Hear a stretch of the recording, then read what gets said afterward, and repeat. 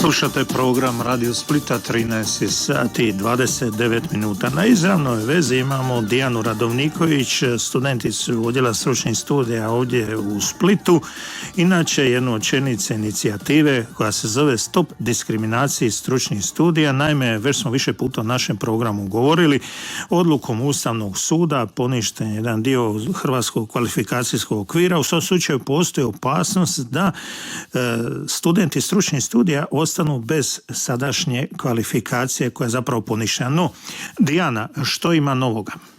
Dobar dan. Evo imamo nekakve trenutno još uvijek neslužbene informacije, ali iz provjerenih izvora da je nacrt prijedloga zakona gotov, te da ide u žurnu proceduru kako bi bio izglasan do kraja godine. Što to znači? Što će taj zakon donijeti i kako će riješiti vaš problem i u stvari problem više od 50.000 studenata stručnih studija u Hrvatskoj? Pa evo, prema informacijama kojima raspolažemo, ponovno bismo bili izjednačeni sa sveučilišnim studijima, dakle ono za što smo se mi svih ovih mjeseci borili. Dakle, nakon završenih 300 ECTS bodova bili bismo jedni i drugi na kvalifikacijskoj razini 7 i nakon završenih 180 na kvalifikacijskoj razini 6. Mi smo zadovoljni sa ovakvim prijedlogom zakona i pozdravljamo ga. To znači da on sad ide dakle, u žurnu proceduru kako bi stigli ga izglasati do kraja godine.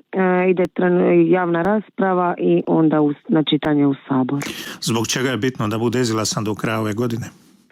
A bitno je zato što je iz razloga što je Ustavni sud dao rok do 31.12. da se donese novi hrvatski kvalifikacijski okvir, tako da ne bismo imali problema sa određivanjem naše kvalifikacije. Znači, prema svemu sudeći, sve se odvija u dobrome smjeru i mogli bi vaši problemi, barem što se tiče tih stvari, biti riješeni. Pa evo, mi se nadamo da će ove neslužbene informacije uskoro postati službene i da će ovaj naš problem napokon završiti. I onda bi se mogli ugasiti i Facebook grupu 300x300. Mislim da nećemo, zato što imamo još jednu borbu ispred sebe, a to je borba za akademske nazive. Dakle, tražimo da se promijene nazivi u stručni magistar. Stručni magistar, a kako je sad to riješeno?